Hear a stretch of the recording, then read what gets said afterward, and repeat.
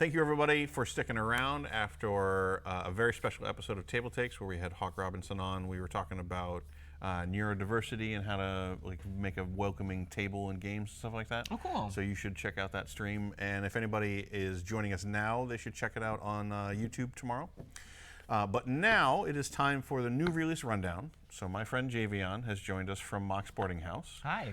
Do you want to say anything about yourself or about Mox Boarding House first? Yeah, definitely. Hi, I'm Javion. I work at Mox Boarding House. I've been there for a couple years now, and it is my favorite place to work, like I've ever had, because I get to be around board games all day, and I'm obsessed with board games. I think the way you told me is that you just loved helping people find fun. Yeah, that's the thing. I don't care about making money. Sorry, don't tell anybody I said that. But I'm what I going really to tell your boss. What I really care about is just making sure I elevate the community's playing level. I want to make sure nobody's playing Munchkin ever again. Wow. I thought we were just going to be really warm and accepting and just say something like we were going to make sure everybody found the game that Never suited play for that them. Game ever. It's wow. just too much spite. I hate it. I like spite. I know. But Mox Boarding House, along with other things, does board games. It is a board game. Well, I guess Cafe Mox is the board game cafe side, but we're also a board game store. We host so many board game events, but we also do miniatures games, role-playing games, and definitely a lot of trading card games, especially Magic the Gathering, because we used to be Card Kingdom. Now we're Card Kingdom and Mox Boarding House and Cafe Mox.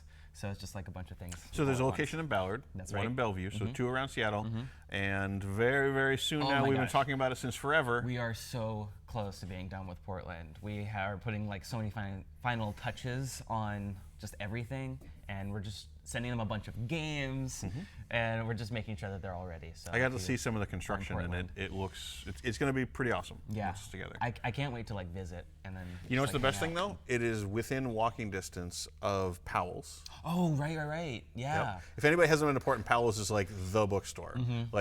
5 stories? Oh my God. One bookstore? It's ridiculous. I got a chance to visit it, and I literally got lost from my friends that we were all visiting and looking at. So it was walking distance of Powell's. Blue Star Donuts was in walking distance. There's a really good pizza. There's a bunch of stuff around there. I can't Portland's believe great. I got it. It's so great. So you brought a bunch of new games to share with us today. Yeah, and we're gonna talk about all of them. What would you like to start with? Because I think we're going to pick one game and start with it, and then they're going to put a poll in chat for them to determine what we're going to cover next. Okay. But what do you want to kick us off with? I want to start with trophies. Okay. I have a very special bond with trophies. You can open that up and look at it if you want to. I'm going to open that up and look at it. Trophies is a very simple party game around words. If you've ever played Anomia and you liked it, you're really going to like trophies as well. I like how you qualified that. Yeah. I mean, if you don't like Anomia, you're probably not going to like this one. But I think you're going to like this one a little bit better because it's even easier to play. I'll show you right now, actually. There's really not much to it other than these cards and a little trophy if you win. So, all you got to do is get these cards together, and That's not going to happen. you So hold we're gonna do that. the deck of cards in your hand like this. With the, yeah. So this is the participation trophy. This goes to whoever gets the least amount of trophies because you're still a winner, even if you didn't actually win. Oh, that's so nice. Yeah. So what you do is you take a card from the back, you put it in front like that. You got a letter. This one's M. Okay. And then somebody says a category, something in outer space. So somebody says a category, or you holding the cards See, to the category? there are 5 categories at the back, and you can choose any one of them. There's literally no restrictions on which one you can choose. Okay. But So- the one holding the cards chooses. Yes. Okay. And they're listening and they're judging everybody Great. to see who gets the best answer. So if you said Mercury before somebody else said Mars, then you could take this card as a trophy. So it's And the have first different person to meet the category in the letter. Yes. Okay. However, I found that the game quickly devolves to who has the best answer, not who is the fastest, because somebody might say oxygen if it's O, and it's just how much oxygen is there really in outer space? And it's just oh my gosh, okay, So it can get really nitpicky and fun. Nitpicky and fun. I'm a little butthurt because I gave some really good answers the last time I played this game. Wow. I didn't win, even though I was faster than everybody else, but whatever. Wow. Apparently men aren't in outer space as often as people think they are, so whatever.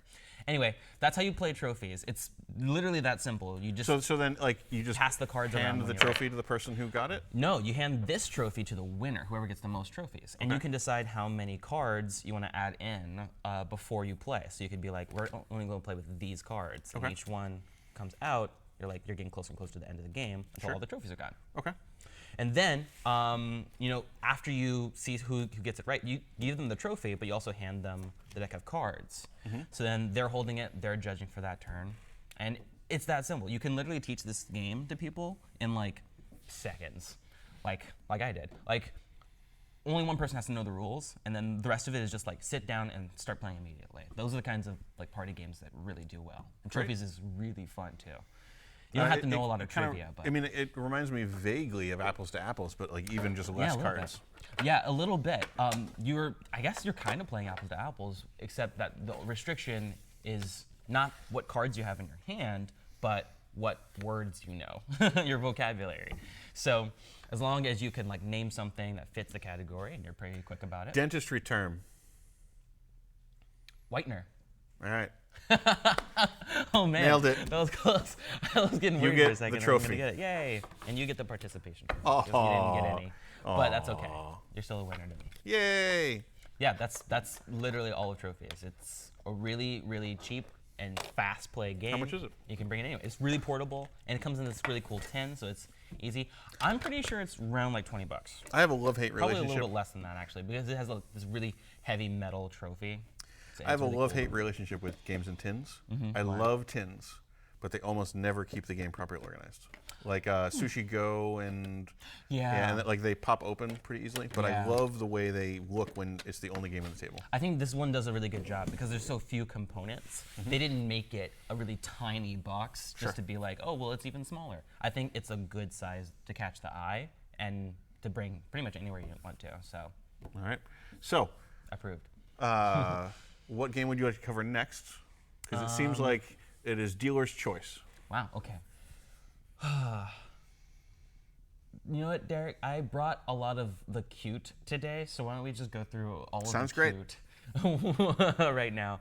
Let's talk about Monster Baby Rescue. Okay.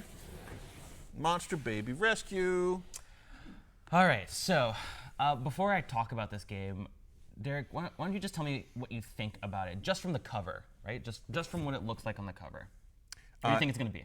It is a game for kids about rescuing monsters from the dungeon before adventurers can kill them. Wow, that was not even close. I'm sorry. That was really, really wrong. I'm sorry. You must admit you would like to play that game, though. Absolutely. Yes. That sounds like like a lot of fun. But Monster Baby Rescue is designed by Vladimir Suchi. This guy typically makes really heavy Euro games. Okay. Like Underwater Cities and Last Will. Is this a really heavy Euro game? No. Okay. But it is kind of like designed by somebody who makes those heavier games. Sure. And there is a lot to it. You could still play it with kids, but honestly, I think this is less of like a family game and more of just like a casual game. Okay. So, Monster Baby Rescue is a game about evolving monsters and making their monster den comfortable. But they're evolving. Yeah. Does anybody know that's not what babies do? Well, I guess they sort of grow up. No, It's like Pokemon. I know, but It's like Digimon. It's not how it works. But it's fun. Okay, sure. All right. I'll give you that. So you start off with a baby, a monster baby. Okay. And it could be like.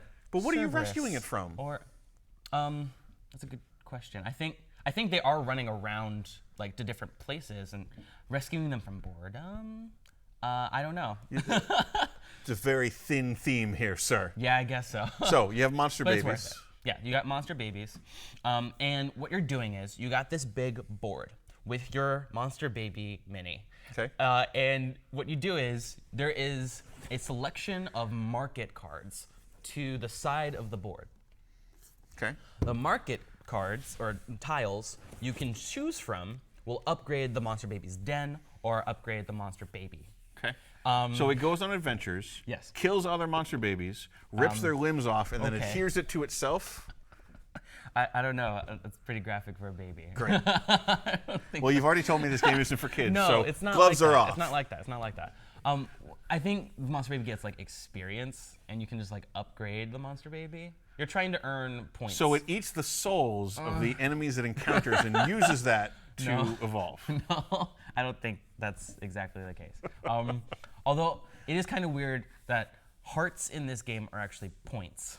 Okay. So are you collecting hearts? Oh no. Yeah, see? You see? Once you open that I door, didn't mean that. No.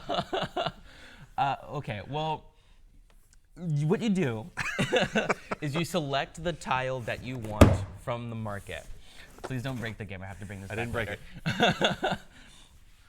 You select the tile that you want from the market. Okay. And the lower on the market it is, the fewer spaces you move on the board. The board is primarily used to keep track of who goes first and last every round. Okay. So if I take a low card, right? Maybe it's like a 2 or a 3. I move my Monster Baby Mini 2 or 3 areas, like zones, but I move to the very back of that zone. Okay. All of this is to say that, like, if you choose like a high number, you're gonna go last in the next round. If Okay. you choose a low number, you're gonna go first in the next round. And low numbers are typically the stuff that nobody wants. So it sounds like you're not doing kind of the usual resource trading. Right. You're kind of initiative trading. Yes. Okay. So you're trading Exactly. your option of order of choosing Yeah. for the value you're getting. Yeah, basically.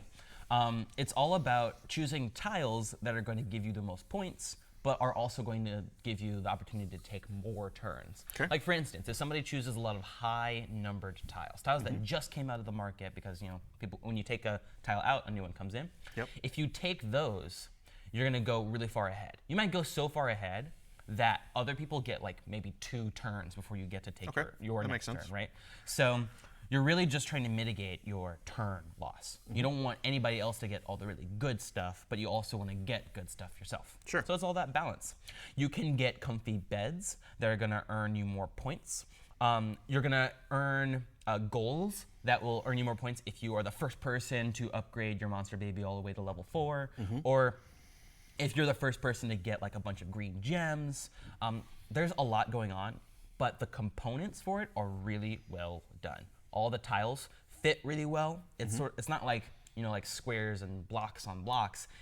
They sort of curve a little bit so that you can like slide them on pretty easily. And they Like kind of like puzzle nudge in. pieces, kind of. Yeah, a little bit better than just like flat edges on flat edges. So what kind of variety is there for the Monster Babies? Well, you got dinosaurs and dragons, Okay. bears, and a Cerberus. That one's my favorite. A little Monster Baby Cerberus with like one of them, their tongues hanging out, and one of them's like really angry. Did you ever see the art book? There's been a couple on Kickstarter that's just art of like D&D-esque monsters but babies. No, I haven't seen that. That sounds cute. Yeah, it is. We should show you that. It seems like Yeah, it please would do. be Send me that link. put this on the table when you put this game out on the table. Oh yeah, definitely. I think a group of people who like cute things would definitely want to check this one out for sure. I think they did such a good job designing the babies too, because they're not like cute in a cartoony way. They're just cute. They're really well designed. I like the designers' choices for them. So you start off with like a dragon who like can't like breathe fire very well. It's just like smoke. But then you upgrade it. It's just like, oh, I can spit like a little like tiny little firebolt. And then it's like, oh, look, a little fireball. And then all of a sudden it's just like this huge like massive cauldron of fire just coming out of the dragon. So are That's you awesome. fighting your fellow Monster Babies and harvesting their organs? Or are you fighting some random assortment out in the game world? I think you're just coming across different things in the different areas. Oh. So that there are just left behind so by bigger monsters. there maybe? was a previous battle, and you are grave robbing as you sort through the mountains of corpses around you. Oh God, no. That's awful. I'm just going to warn you now. Anything you say, I can twist back. Yeah, to this. clearly. So, but how much interaction is there between players? Taking things that other players want. So before it's an they can get it. opportunity cost thing. Yeah. Okay. So there's not a ton of spite then. Pretty low on the spectrum. Okay. A spite. Yeah. But there's a ton of complexity, but nothing that's like overwhelming. Everything makes sense. Like if I take this goal card, then that just means I'm going to get some points. But if I take this wizard, now I'm going to get more points for every gold that I get. So now those golds become more valuable. Okay. You're getting points for upgrading everything, or for collecting new things and like getting more tiers in your dungeon or so it's den kind of like set collection synergy building. Yeah, sort of. With like an initiative mechanic for the resource payment. Yeah, absolutely. Okay. I think if you just start really slow and you just work your way through the game, you can learn as you play. So other than people who just love the name Monster Baby Rescue, right? Who is this game for? I would say it's for families for sure. I think it's got. But not for kids. I think it's for kids too. Okay. Kids are part of families usually. I think it is for people who want something casual, but with a little bit more complexity. Something that catches the eye, like well, maybe not as good, super good theming, but just is really good art and kind of just feels fun to play. I think sort of like the medium to casual gamer would really like this one. Okay. Great. Are there any games you can think it's like? There are some other games where, like Patchwork, it's got the same mechanic of like moving your pawn forward, but it's multiplayer. Okay.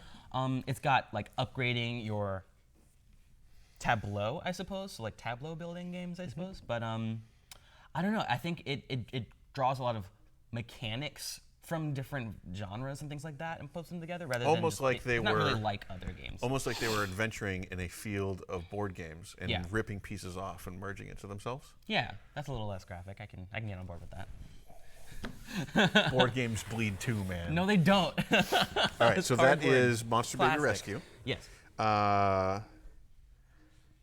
Okay, so we apparently have a tie between Terra Mystica, which I think is an expansion of Terra Mystica? Yes, it is. Did you bring? I did not bring. I was Terra like, Mystica. I didn't It's too see heavy. a huge I don't box. have enough room in my board game So, or I don't drive. I don't Corsairs. Okay. Well, my vote's for Corsairs because it's got dice. Guess but what? You're going to be the one who tells Terra us about it. Mystica- So why don't you start off with Corsairs? Terra Mystica is also super great. Okay. Well, let me just try to grab this without knocking anything over. Corsairs of Valeria. It's the newest in the series of Valeria games, like Card Kingdoms Valeria or Villages of Valeria. I played Quest of Card Valeria. Kingdoms of Valeria. Oh, you have? Did you like it? Yeah. Well, this one isn't anything like it, Sweet. so don't expect much. Great. Corsairs of Valeria is a very interactive pirate Yahtzee game. Okay. You are trying to get to the big volcano from the starting location multiple times. The game's over when somebody gets to the volcano twice. Okay. So it's like a race, like a relay race. Okay. Yeah. However, it's more about points than it is about getting to the finish line. Okay. So what you're doing is you are a pirate or a corsair, and there's lots of different, like, what's the word we're looking for? Tropes, I suppose, references to pirates. Sure. Although there is one reference to someone who I'm pretty sure isn't a pirate, the Fresh Prince of Bel-Air, which is weird. Are you saying that were he to have been transported to the 17th century, he would not have been an amazing pirate? Okay, I'm not making any like judgments about Will Smith's ability to become a pirate. Although I will say times were a lot harder for us back then. Anyway, so yeah, he's one of the characters you can play in here, and he's a really cool character. He's got a character ability, just like all the other pirates, that allow you to get an advantage. And I would say some of them are balanced in different ways, so you just have to figure out how to use them. But for the most part, you're playing a Yahtzee game. What you do is but it seems like you have this map Yeah. here, or the track basically. It looks like those are just different tiles, so it changes each game. Yeah. Okay. So you set up the board by laying out the tiles randomly, and then they all got a backside. So every time you get to the volcano, you flip all the tiles over, so you get a second version. Okay.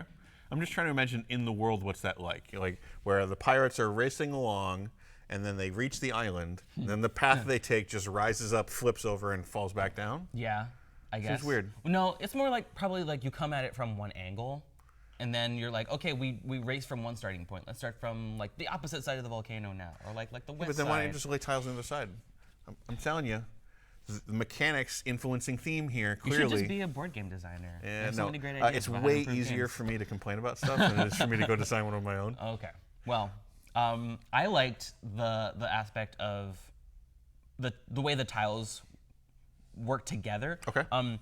You've got the start tile and the end tile, and then you've got the tiles in the center, and those are the ones that change every time. Sure. But they've also got zones. And the way it works out is different zones will allow you different bonuses while you're rolling the dice. Okay. Here's how the game works. You start off on the starting tile, and you get your dice. You go around the table taking turns, rolling them. You roll the dice, but you don't get free rerolls. If you want to reroll any of these dice, you have to use something that they call grog. Think of it like rum. It allows you to reroll any number of dice you want to for one tick, basically. Just like rum. Just like rum, I guess. When you roll more grog, you get more grog. When you cross different areas in zones that give you grog, you get more grog.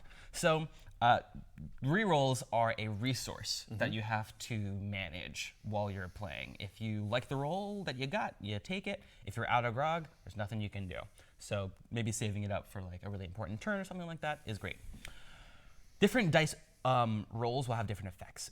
There are a resource in this game called silver. If you roll the silver token or silver on the die, you get silver. But there's other ways to get it, like passing different areas in the sea that you're traversing. But also, you can steal it from other players using cannons. If you roll 3 or more cannons, you can choose any player, anywhere, and take all the silver that they have. Taking Will's silver. Yeah. Sorry, Will. He plays a lot of pirate games, so. Oh, really? I imagine there's some. Yeah. Oh, cool. I think We'll I know. get to that because he's. Yeah, we're gonna. Yep. He's eyeballing Sea of Thieves. Okay. But in this game, you can literally attack anybody you want to. However, as soon as you get 5 silver, you trade it in for treasure. Think of it like a victory point. If you roll 5 cannons, you can steal treasure from people instead of silver. So Okay. I'm taking Will's treasure. this is a very high spite game if you're going straight after like cannons. Doesn't matter where you are. Sure. Another cool thing is that you have to roll certain dice effects in order to move forward. So if you're like, I need to get to the very end in order to end the game like as soon as possible because I have enough treasure to win, then you can use grog to do that. The cannons can be used to attack other players, but you can also attack ships that are on the board and collect whatever it gives you, whether it's silver or more grog. As you pass different zones, you're collecting different things, and there are different dice effects that will make you lose silver, or like I said, stealing silver from other players. But all in all, I think it's a really cohesive game. It sounds like it's a pretty simple, straightforward, Very light. themed dice game. Yes, it's the kind of thing you could take out when you're at like a restaurant waiting for the food to come by. Well, so this is Corsairs of Valerio. Yes. Card Kingdom of Valerio was a huge game. But mechanically, this doesn't seem to have any relationship to it. Is it just the fact that like the artist and the art style is kind of the same? Like that theme is basically the same? Yeah, it's made by the same people who made Valeria games, and it's got dice in it. Cool. It's got pirates, and the art is really cool, and they reuse a lot of the different icons and symbology. Okay. But for the most part, it's its own thing. So So you don't need to be familiar. you do But not. if you love the Valeria art style, Right. there'll be something here for There's you. no pirate trivia, so you don't need to know anything about pirates. I wouldn't except for use the this Fresh to Prince learn of about Bel-Air. them. You could learn a lot about the Fresh Prince of Bel-Air So, from this game. High spite, simple dice game, so Yes. not super complex. Right. Who would you recommend this Portable for? too. If you're traveling and you need something to do on the plane, go for it. If you want to play a very simple game as like a cool down game or something like that, awesome. Easy for kids to learn, easy for any age range, so it's kind of for everybody. But if you're looking for a heavy game or if you're looking for something with deep strategy, it's a game about luck. If you run out of grog and you roll dice, that's what you get. You just take it and you do what you got. And if you love dice, Yes, okay. absolutely. All Very right. much a dice game. Add 1 to the dice game counter. Okay, so we had some Terra people Mystica, I asking think was about the other Terra one? Mystica. So is this an let's grab expansion that. for Terra Mystica? It is. This is Merchants of the Seas. Huh, hold on. So Merchants of the Seas, Corsairs of Valeria, the Sea of Thieves RPG. Is there a secret pirate theme going on this week? Might be. Unmatched makes a lot of weird characters, so maybe. Is there a pirate in one of these sets? Yes, there is Sinbad. There. All right. That's all right. crazy. All right, we've achieved. had no we've idea. achieved pirate theme. Wow. Okay. I guess February is the month of the pirate. The first week. It's the week of the pirate. Oh, the week of the pirate. Okay. Arr. So Terra Mystica, for those of us who don't know, is a huge game. And I'm talking not just about the complexity. I'm talking about literally like if you hold it in your hands and weigh it, it is a heavy what, game. like 2 of these boxes. Yes, at least. The weight of a baby. Yeah. Terra Mystica is a game about, wait, what? Area control, where you are, It's not accurate. where you are trying to take over different areas, terraforming them into places Magically that your terraforming faction likes. Magic, yes. I don't know how much magic the dwarves use to terraform. I mean, they could probably just like Yeah, but it's chisel not or, like a terraforming Mars kind of thing. they're hard workers. I like dwarves. You are using lots of different things in order to spread your influence around the world and just gain control of as much area as you can for victory points, like most Euro games. So, for the most part, it's about upgrading your different buildings, getting bridges across different areas to make contiguous areas and things like that, stopping your opponents from expanding into areas that they want to. So, all in all, big Euro area control game. And it's also it's a big game in the sense of its reputation and how many people love the game too. Yes. Yeah, I think it is one of the most popular Euro games for sure. I definitely hear people talking about it a lot. It's very highly rated. It's a great game. It is pretty complex to learn, but once you play it, you pretty quickly start to realize it's a lot like Dune. It's not super hard to play. Everything is intuitive. From the board game design, the character board that you get, it explains it really well. What everything costs, what you need to get, and how to get it. So it all it's works a heavy well resource really well management game. Yeah, I'd say so. Okay. I think there are a lot of restrictions on what you can do each turn. If you want to get one thing, you're going to get less of another thing. And then getting that thing is just wasting time that you could be using to get another thing. Sure. So it's very complex in the strategy that you have to employ in order to get what you're trying to get. So like the board state can end up complex. Your plans can be complex, but the rules themselves are not difficult to get. Yeah, I don't think so. I think once you, you have to take some time out to learn it. But once you get the hang of it, it's not super complicated. Like I had the rules explained to me one time, and it's like riding a bike. I haven't forgotten them since. Every time I play it, I'm easily able to teach other people how to play. You're too. also an expert. Well, yes, I do play a lot of board games. So this expansion, though. Yes. So, in Terra Mystica, I have to explain this real fast first. You need to build bridges across different rivers and lakes and things like that in order to connect your different buildings together, but also to gain access to new areas that you previously didn't. With this expansion, it adds in a tiny little boat. And when you build it, it sails across the different like rivers and lakes and seas and stuff like that to different areas. When your boat stops, it gives you access to building and terraforming the different areas that are adjacent to it. Okay. If you are trying to build or terraform and something like that, and you don't have the right resources for it, you can just be like, okay, buy ship. Ship goes away and just turns into a building. Oh, okay. That you now have on that location, giving you access to the other areas around it as well. So it sounds like it might make the game a little more dynamic because yeah. you are not going to be just expanding from your central empire. No. But now you can like send a scouting party out and come from behind. Exactly. I think it's really cool to have the board sort of like open up for you by giving you so many different avenues to access different places It's a instead shame of that having to spend a bunch of magic and energy and resources to just like spread out one bit by bit. It's a shame the box does not give us a view of that because we don't get to see. Like, does this add a new board that the ship sails Yes, on? it does. It's That's a kinda what I double-sided figured. board. If you've played the Fire and Ice expansion, you'll recognize it, but it does change the game board a little bit. You can't play the game out of the box, though, out of this expansion. You need the base game. It's to not play an it. standalone. Yeah, no.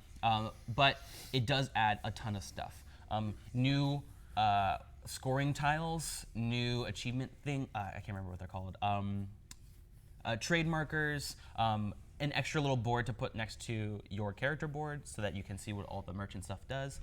And one other thing I forgot to mention about the ship, when you like dock on different areas, if that ship is docked on a location controlled by your opponent, you then have access to trading, and I say that with air quotes because you're not really trading, trading with the player who owns that building. However, you can only do that once, then the ship goes away. At first glance, that can seem kind of like, oh, meh. But it gives you access to lots of different resources based on how big the building has, how much the upgrade has. If it's like a fortress, you get access to so much more. So it could be like just the right resource at just the right time to get you exactly what you need in order to expand and then just like progress throughout the game, because this game is sort of a slow ramp. It's a slow build up game, Terra Mystica. So you get a lot of little things over time, but by the end of the game, you just look at the board and how all the pieces are everywhere and how much control you have over things, but also how much space you have to work with and the resources that you're getting in return and income and all that stuff. All in all, I think this upgrade really adds a lot to the game. A lot of people have said it's their favorite expansion once they played it. How many expansions has Terra Mystica gotten? Do you know? I can think of only 2, Fire and Ice and this one. Okay. I think it's been a while since Fire and Ice came out too, so it's really nice to see another expansion come out, especially one of this like heft. Size, yeah. Yeah. So it's a really cool expansion. I would definitely check it out if you already own Terra Mystica, or maybe see it as like a reason to get Terra Mystica. Well, I was going Try to say, it with like, your friends or it something. sounds like this is an obvious thing to be interested in if you love Terra Right. Mystica, because this is just more of the game you love. Yeah. But if you are not already into Terra Mystica, Yeah. then this might be something to check out if you are a big fan of like heavy Euro games Yeah. or particularly resource management games. Yeah, I think try Terra Mystica first for sure. I wouldn't dive into this expansion unless you're sure. It is an investment of time of learning another thing on top. But if you're the kind of person that is like a collectathon person, like has like a hoarder like me, has to get every single thing of a thing, You are not alone. then absolutely get it. It will be very, very much worth your time. Great. All right. There appears to be a whole lot of excitement about pirates. So Oh, I'm great. assuming that means Sea of Thieves. Sea of Of Thieves. Thieves. Thieves of Sea. Sure. It works both ways. Okay, so This is a board game. it is an RPG. Oh my gosh. It's a role-playing game. It is a game about telling stories. There's already a video game, Sea of Thieves, in which you Play the board hurdy-gurdy. pirate ships and you're like attacking other ships and, Oh. and exploring. Based on and- everything I see, all you really do is play the hurdy-gurdy. I don't know what that is. It's I've never heard the of that. it's the grindy weird pirate instrument. Oh, cool. The one that the monkey dances to Oh, sometimes. it's an interesting, it's musical instrument. Yeah. That makes sense. Okay, yeah, that sounds very, very piratey. Yep. Okay, well, Sea of Thieves, for people who don't already know, is a video game about pirates who thieve. So there's a lot of marauding, there's a lot of sailing and exploring, there's a lot of player versus player combat. Yeah. So it's a very multiplayer online From game. what I understand, there's a lot of letting somebody else explore the island and collect the treasure, and then just burning their ship down Yeah. and taking their stuff. Yeah. Yep. See, there's a reason. There's a reason that when we play the Corsairs of Valerio, I'm just going to take Will's silver Oh, yeah. because it was ill-gotten to begin with anyway. You might really like this role-playing game, actually. I took a look at the Avast system that they created for this game. It is designed to onboard you very quickly, like really quickly. It's like 2 pages of very light reading with lots of flavor, so it's like fun to read. Especially if you use a pirate voice, you cannot play this game and not use a pirate voice. You have to. It's essential. Is it though? It would be like a sin. Oh, it- see, it is- that's a challenge. It is That's a dare. blasphemy to play this game and not use a pirate voice. It's so much fun. You're just denying yourself like 90% of like the best part of this game. Sea of Thieves role-playing game takes you through, being a pirate. You create stories and settings yourself, or you can use some of the pre-made ones in the game. It uses dice, which, I mean, like you can't have a role-playing game without dice. You can. There's a bunch of them. You shouldn't. Wow. You're Wow. You're ruining role-playing games Wow. if you don't. Actually, no, that's not true. There's a lot of role-playing games. You that- see? That's what Okay, I'm saying. okay, I Anyway, can see. you like dice. Dice improve the game. Anyway, Wow. what you're doing is you're just being a pirate, and that can mean so many different things. If you have a good reference, a frame of reference in pirate lore and things like that, it's gonna be a lot easier to make up the stories. But really, that's the game master's job. I keep just coming back to the Fresh Prince of Bel-Air. Why? Because like you happen to mention it for whatever, and Yeah, now just imagining him being a pirate. yeah. See what you've done to me? It's very interesting. This is a curse I bear now. You should definitely look up the picture that they made for Will Smith being a pirate in Corsairs of Valerio, because it is pretty wild. Their art is very, it's funny that you say wild, because in my mind it's also crossing over with Wild Wild West Will Smith. Okay. Oh, wow. Yeah, see what I mean? Oh my gosh. It makes perfect sense. Yeah, doesn't it? Will Smith Not is a cross-generational in any way does it make any sense, icon. but it does. That's awesome. Okay, well, So, I'm definitely going to have my players come up against the Fresh Prince of Bel-Air if we play this game. So, like, when Big bad Uncle Phil. Yeah, see? It just writes itself at this point. It's like this huge ship, like captain. You have to like fire cannonballs into his. See? Oh my god! It's archetypal. It's writing itself. I love it. Go watch some One Piece and you'll be ready. Let me explain a little bit about how the actual role-playing Great. game like system and mechanics work.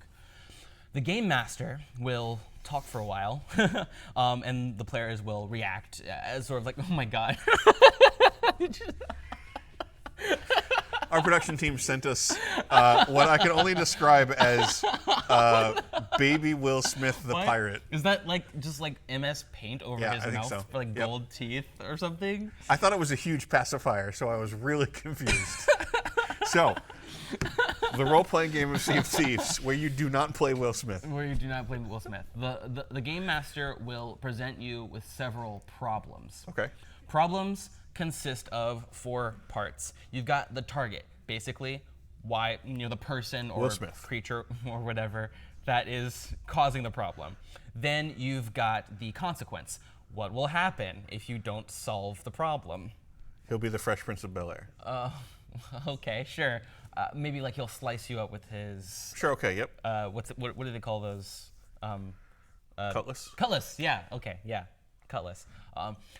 Then you'll get a difficulty, which is the number of successes that you need to roll with your mini dice. And then finally, the timer. How many turns you get before The bad thing happens. The bad thing happens. Yeah. So, for instance, the Fresh Prince of Bel-Air is threatening to slice you up with his cutlass. 4 out of 4. That seems real rude. Yeah, or 4-4 if you want to shorten it. Okay. So you have 4. You need to get 4 victories in 4 turns. The person who is like the active player will say, "Here's my solution. I'm going to fight the Fresh Prince of Bel-Air in melee combat until one of us is dead." And then any of the other players can be like, "I'm going to join in and help it. I'm going to run away." Or I'm going to go do something else completely. And Sure. so the game master is sort of just like trying to figure out like, okay, this timer and this timer over here is like, okay, this turn, this turn, this turn, this turn, and like who's adding their successes and things like that. If you do decide to jump into the problem and help out with the solution, you are adding risk to yourself as well. The dice faces, you could just use like a regular 6-sided die, and then you have the numbers represent whatever, but they have their own comes with special custom dice. dice, okay. They only come with a few custom dice in here, I think. There are 18, but you can also get the special extra dice. I think we sell them at Mox. How many packs of the extra dice have you bought? I haven't bought any. You've been holding strong? Yes, I've given myself some restraint in this aspect. They're nice and shiny dice, and I almost brought them, but I figured it'd be kind of a lot.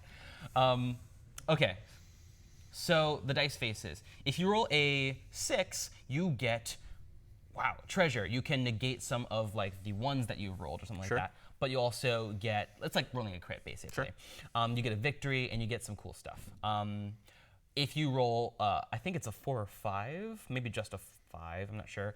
You get a victory, which means you It's like get one it's like towards. success. Yeah, Great. it's like a success. Yeah. However, if you roll a 1, you have to take some sort of penalty, but the player gets to choose what penalty they get. Okay. You either get an injury, which means you remove a die, and you can't use it until you heal it. Sure. You lose a victory, which means one of those victories that you've been saving up every turn, you just lose one, which might mean you fail the problem, or you fail to solve the problem. Or you can get a completely new problem. This isn't to say it replaces the old one, but twice the danger, twice the glory. So, excuse me. You can really have a lot of effect on the story, but the game master will come up with a new problem. Sure. So maybe Aunt Vivian comes out and she's like wagging her finger at you, and now you have to like deal with her as well as the Fresh Prince of Bel-Air. There's a lot going on in the game, but the mechanics are really simple. Yeah, it doesn't sound particularly complicated because when this was first announced, it was a big surprise because it was an announcement from Rare and Xbox that they were making a tabletop RPG based on the video game. It looks like this was published at least in conjunction with Mongoose. Yes, but it was not, from what I understand, it was not Mongoose going to them to acquire the license. It was Mongoose helping them publish the game that they wanted to get out there. Yeah. So this very much seems to be targeted at folks who, maybe have played Sea of Thieves, have played video games, have not played as many RPGs. Right. Maybe they've watched RPGs on Twitch or something like that. Maybe they've heard about D&D. But they're not deep into tabletop RPGs. And this is very much trying to, seems like, create kind of a beginner box welcoming environment for them to come and have their pirate adventures in. Very much so. I think you can add in little bits of tokens and cards and special abilities for all the creatures that you come across, or any problem can have like special things like traps or whatever to add complexity to it.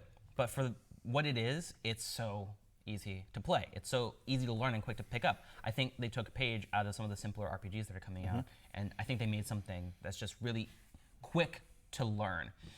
I think that is kind of what it has to be, because otherwise it just looks like a really gimmicky like cash grab, and then you find out like all the complicated rules, and typically that's how it works with RPGs that are branded.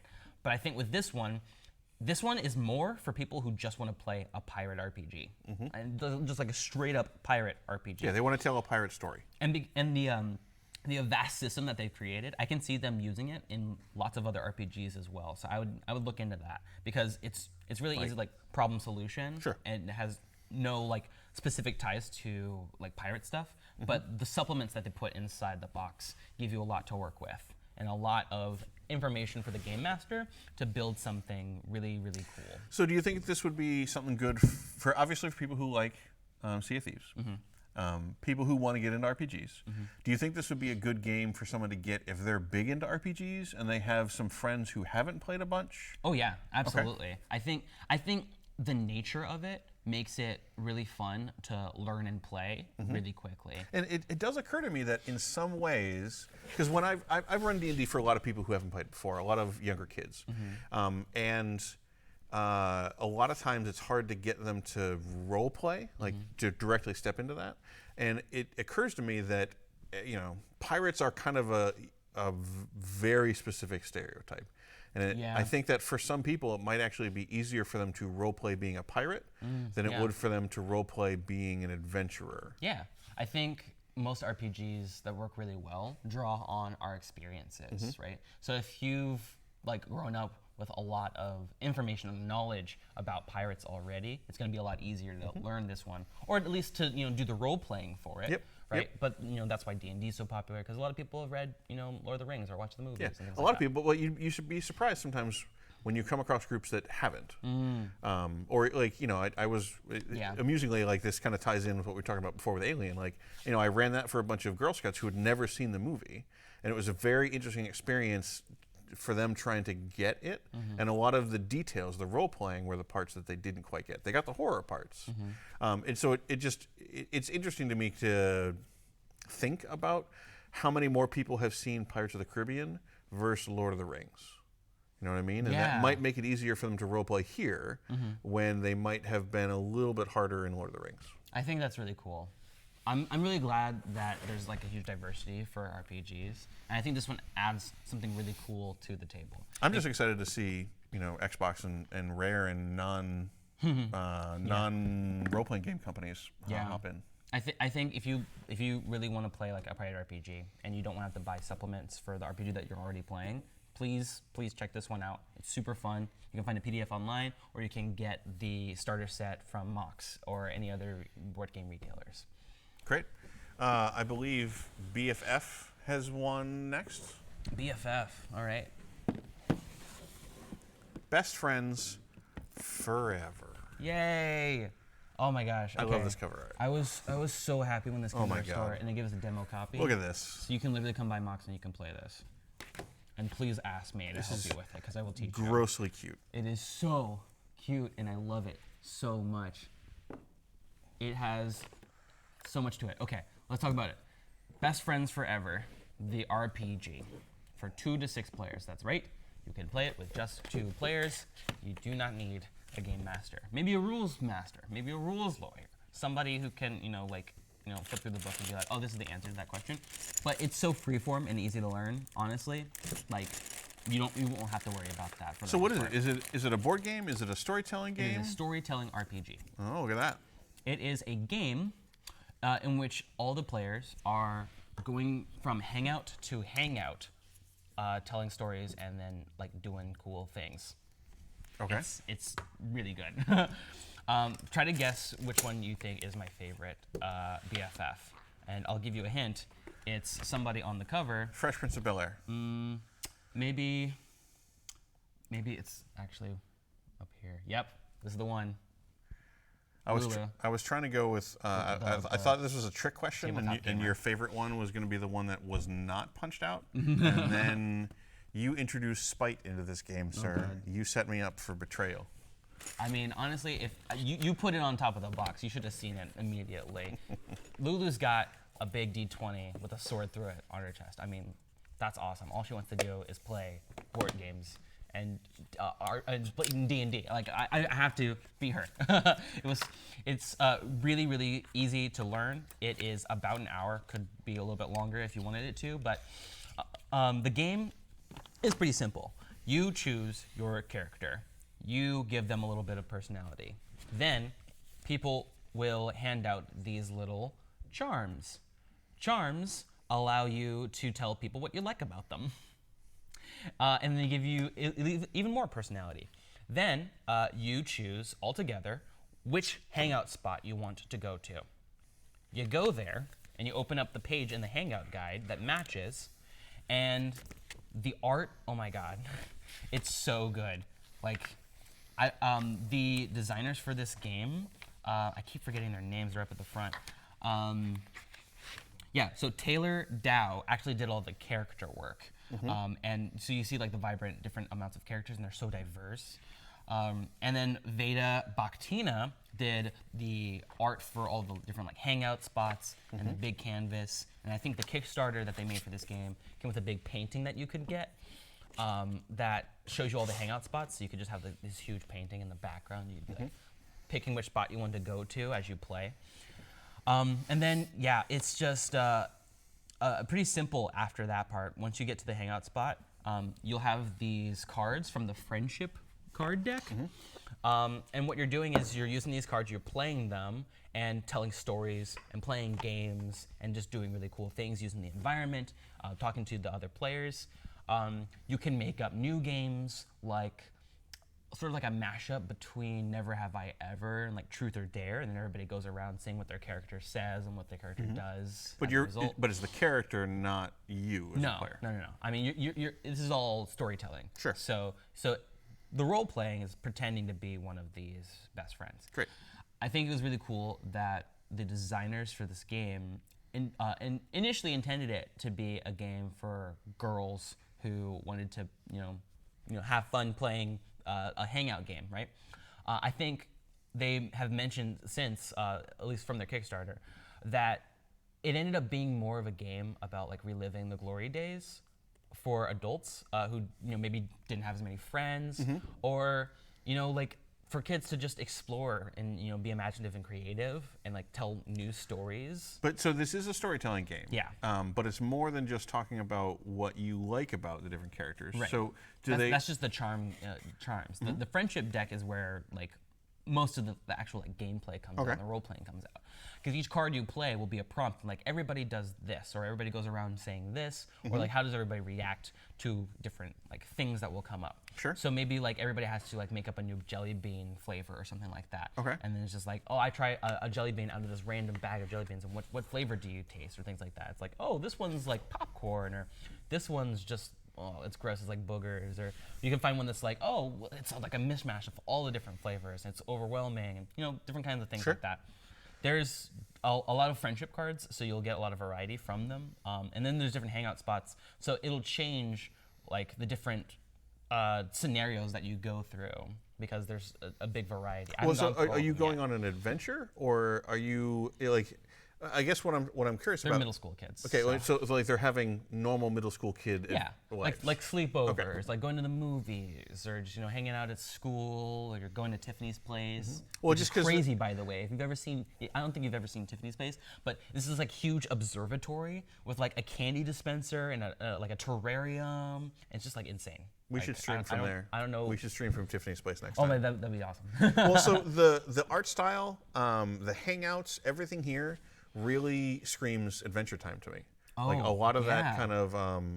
I think it's a little bit less like magic. Yeah, but like the like Outlanders, like but silly. the art style, a lot of these yeah. details, like I imagine what the characters would be talking about would be very similar. Yeah, it's pretty close. Part of the Deer Unicorn, I don't know of the other games that they've made, but I think what they set out to do. Didn't they do Fall of Magic? Oh think, yeah, that's right. they did. I almost forgot to bring that one. It's based on a similar kind of system. Fall of Magic has this like huge rollout like scroll type map. It's a very like fantasy canvas. game. It's very but it's fantasy, also it's another storytelling game that is like really effective and surprisingly accessible to a lot of people. Yeah, it's really cool. You can take you can see a lot of the similarities in the mechanics from that game. You go to different locations and then playing cards to see what happens. Awesome. Yeah, So, I think it's a really cute game. This is recommended for people who like the art. Yeah. People who want kind of a different storytelling experience where it's maybe not quite the same heroic fantasy adventure. Sure. Yeah. Considering that it's BFFs and not frenemies. Yes. Low spite, Yeah. I'm guessing. If you also want like a more casual RPG, something with, something like a storytelling game that you could just, pick up and start playing, but that doesn't have like high octane like adventure and intensity, and there's no like danger of like death and like crazy and like insane intensity. If you want something that's just a little bit more low key, something to play with kids, that kind of thing, I think it's definitely marketed more towards a younger audience. I almost kind of want to play this with kids just to see what a kid, before they go to high school, what they would think high school is like. You get what I mean? Yeah.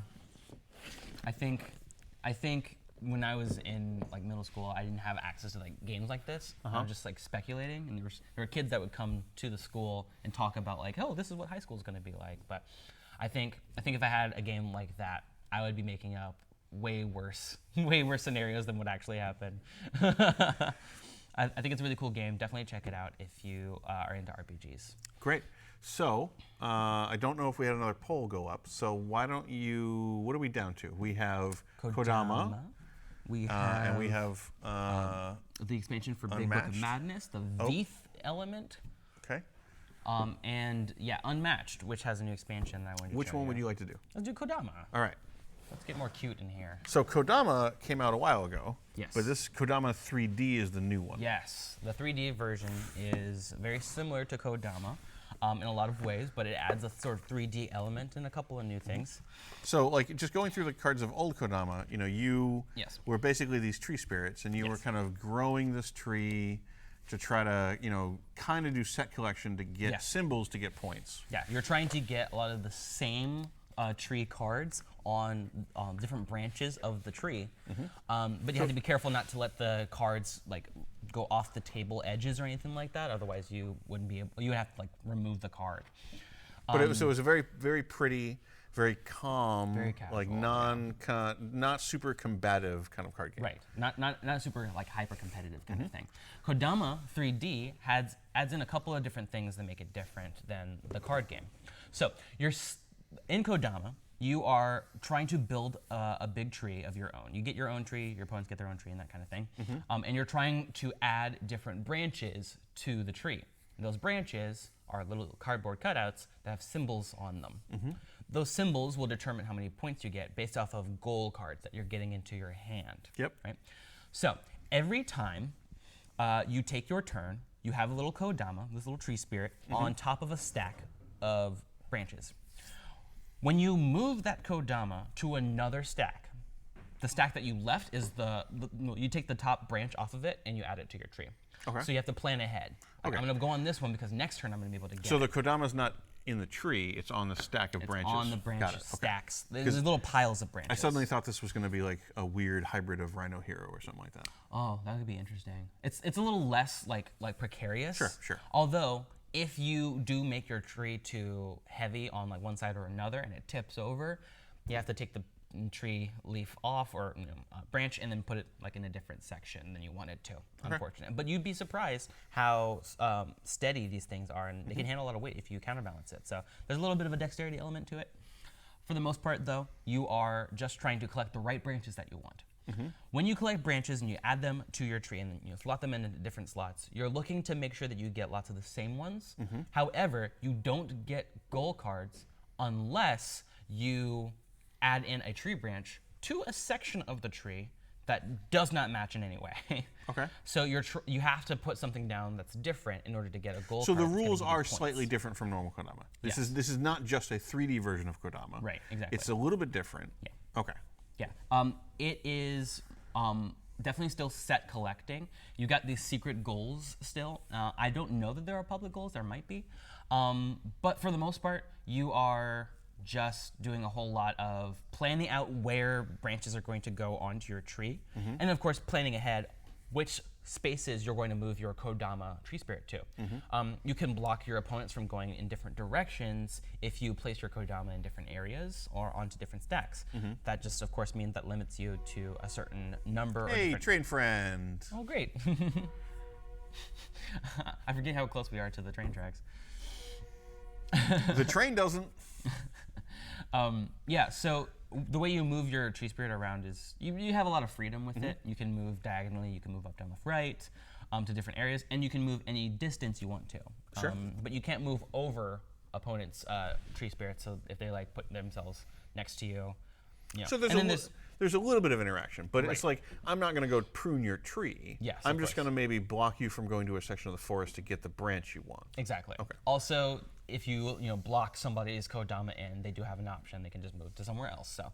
And so this, the original Kodama was also like very good for families. It was very good for casual gamers, younger players, things like that. Yes. Kodama 3D sounds like it's probably along the same lines. Absolutely. When I did the research for learning how to play this game, a child taught me on a video.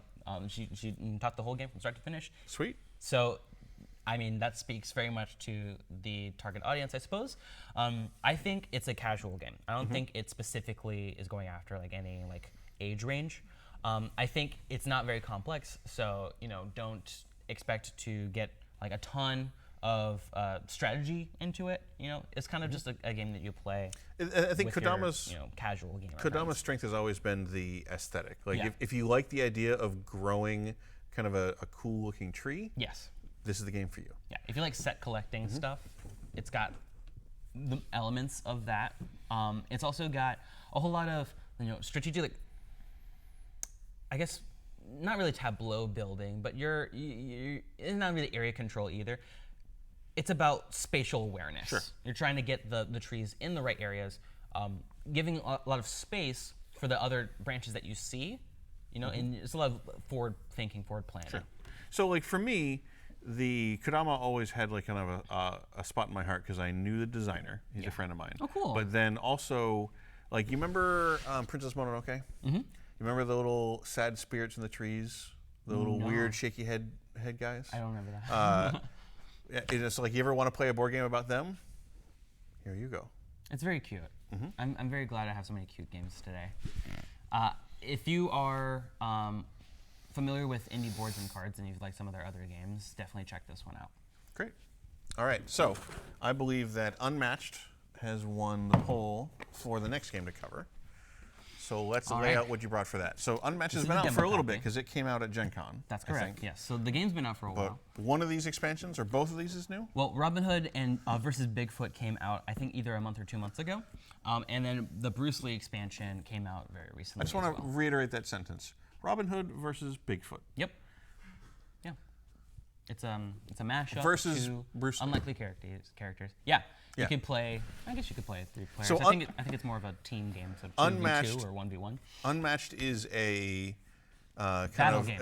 Is a battle game, but it's a kind of a rebirth of Heroescape, right? Yes, exactly. From Mondo and Restoration Games. Restoration Games. Yep, kind of working in conjunction. Restoration Games does a lot of restoration. They reboot games and bring them back to life, things like that. Like Fireball Island, they did. I think a lot of people are excited about. Is it Return to Dark Tower? Or is it? Yep, Return to Dark Tower. Okay, cool. I think it just finished on Kickstarter, or it's about to. So the theme for this game, though, is just kind of public domain heroes fighting stuff. So the base set is cool. The base set's what, Sinbad and Alice in Wonderland and Medusa. I was going to go with Worm Man and King Arthur. Yep, yes. King Arthur. So mechanically, this game receives constant high praise. Yeah, I love it. It's super fun. And it's then really quick to learn. And then thematically, it's so weird because you have all these different heroes. You have Robin Hood versus Bigfoot. Yep. And you've got like the Jurassic Park characters coming out soon. You're gonna see like the Invisible Man and Sherlock Holmes. Yep. And then the graphic design is from Mondo, who does a lot of movie posters and stuff like that. So it's gorgeous. So how does the game play? Feels really good too. Like shuffling these cards just feels really good. The game is about area control and card playing, I suppose. No murder? There is murder. Okay. You are playing a combat game. So you're trying to get to different areas. You're trying to play cards that will deal enough damage to your opponent in order to reduce them down to 0 health and knock them out. Sure. I think they used terminology specifically in this game, not like killing or death or like even like, well, I mean, there's like strike and things like that, but really it's not like very graphic. I think they were trying to appeal to a wider audience. Sure. So it's like ages 9 and up is what it says on the box, but I would play this with like a younger kid as well. Sure. So the object of the game, destroy your opponent. To do that, you need to play cards. Characters have different ranges. Like if you're playing a range character, as long as you're in the same zone, and a zone is just colored spots on the board, and multiple spots will have multiple areas at once. So you can be in like 3 zones at once if you're at the right spot. And if you're a range character, you can hit anybody who's in the same range as you, but your cards are going to be a little bit less effective because you have more freedom to hit characters from further away. Melee characters, which is the majority, I would say, of the Unmatched Legends, will need to be right up next to the other opponent before they can hit them. And then what you do is you declare, I'm doing 1 action to attack. You put a card face down. Your opponent has an option to put a card face down. They can use a defense card or a versatile card, which can act as an attack or defense card. Okay. You both flip your cards over, and you add up the attack values and any other special abilities that activate during battle or before battle. And whoever has the higher strength wins that combat.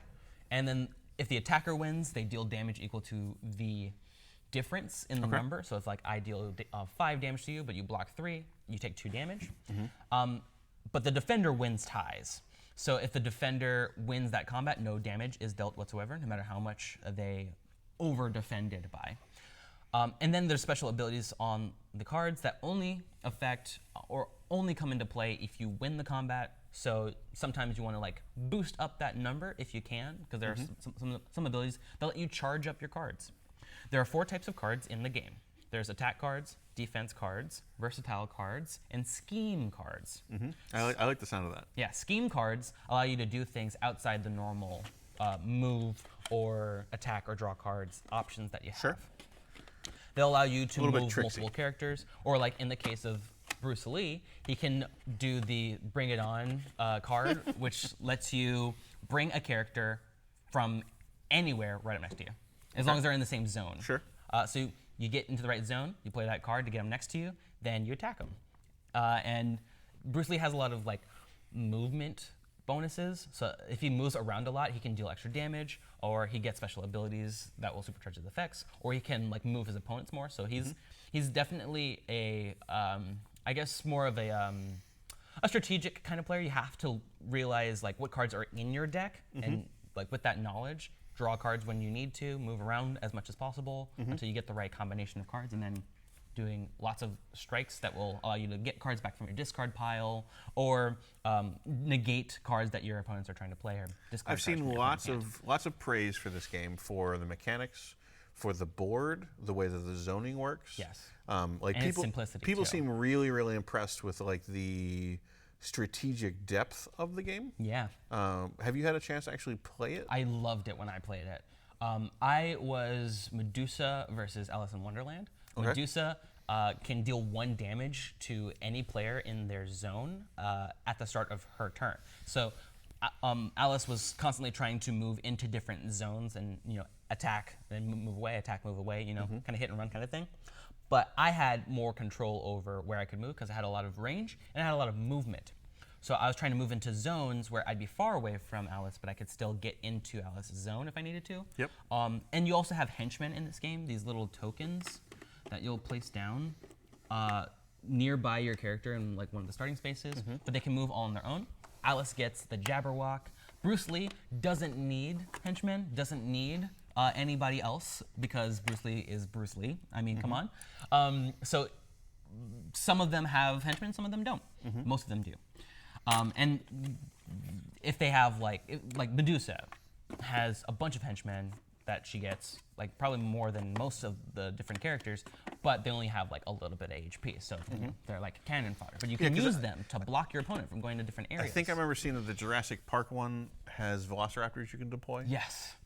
Yeah, I'm really excited to see the Sherlock Holmes one, because I have no idea what the scheme cards are going to be for like that. Can I like stack cards into my deck like in specific areas, or like look through my deck to see what's coming up next? It's got to be something. Like planning and stuff like that. With the Bruce Lee expansion, you get an extra character miniature and 31 extra cards. If you get one of the 2-player expansions, it comes with a board just like this one. Yep.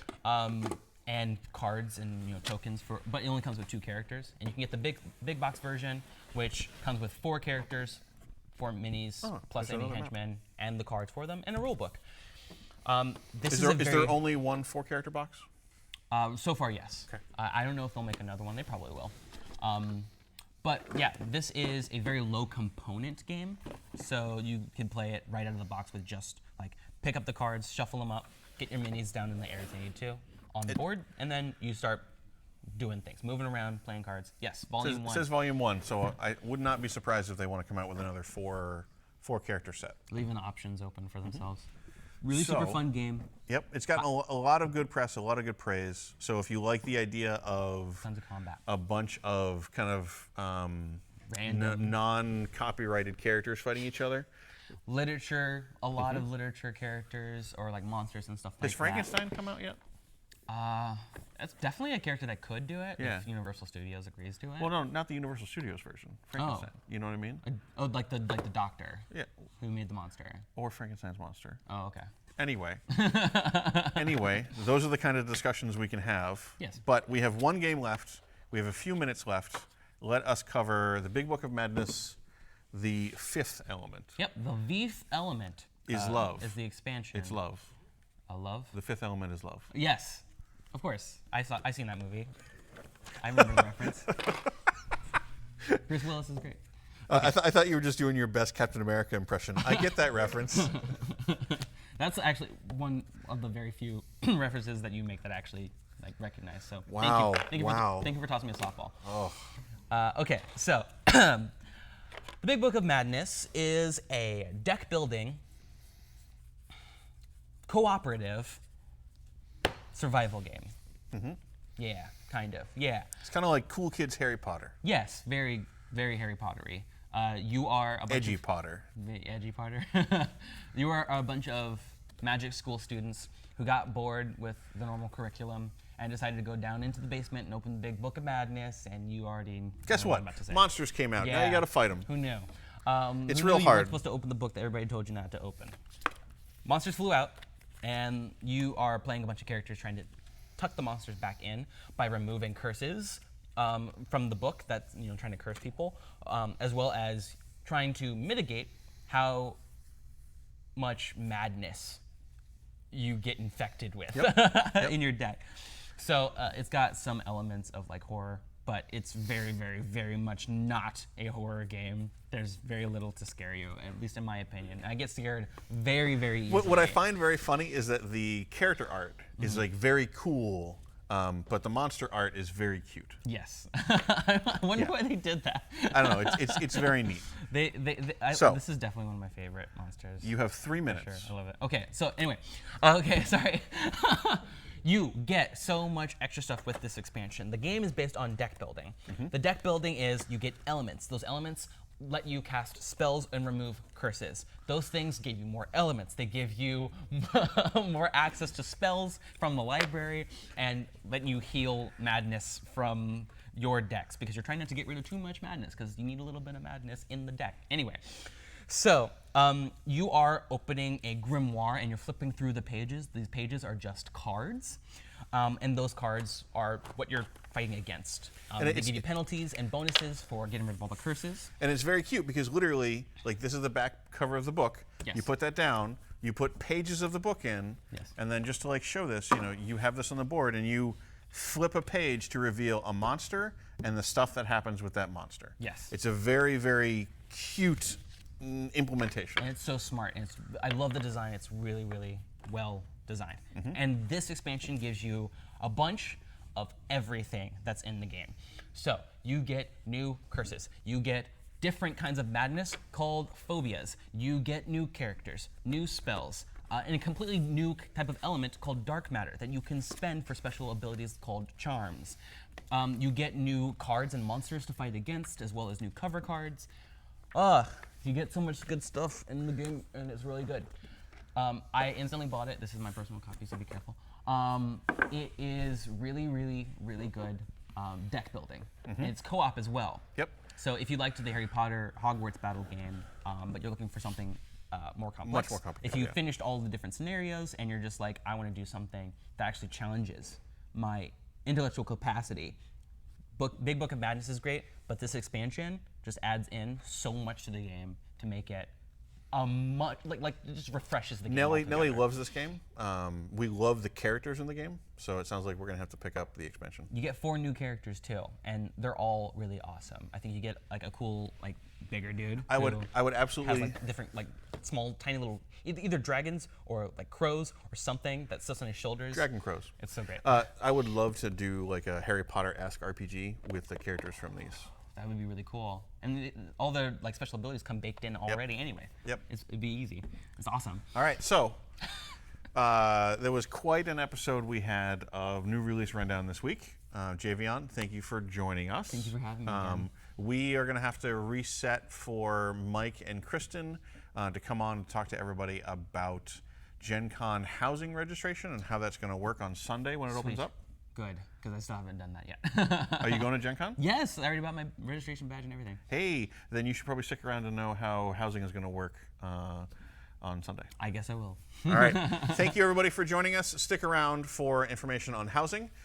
We will see you next week. Remember, we have Monday nights at 6. We have the Brothers Murph playing board games. Wednesday at 9 a.m. we have the Brothers Murph painting minis. 4 p.m. on Wednesday we have Fireside with Peter going through the history of D&D.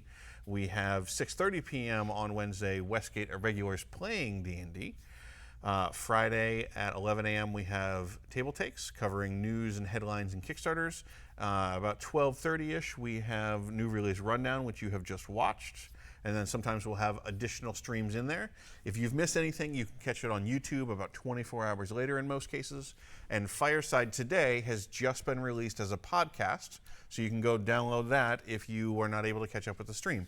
Fridays will be the new episode covering D&D, and Mondays will be older episodes covering the history of Magic the Gathering. So thank you, everybody, for joining us. Stick around, learn how housing is going to work, and we will see you soon. Keep your eyes peeled. I might be coming out with a show soon, and it might have something to do with dice. You never know. So I really hope it works out. We'll see. You probably should talk to me. Okay, yeah, I should probably do that. Thank you again.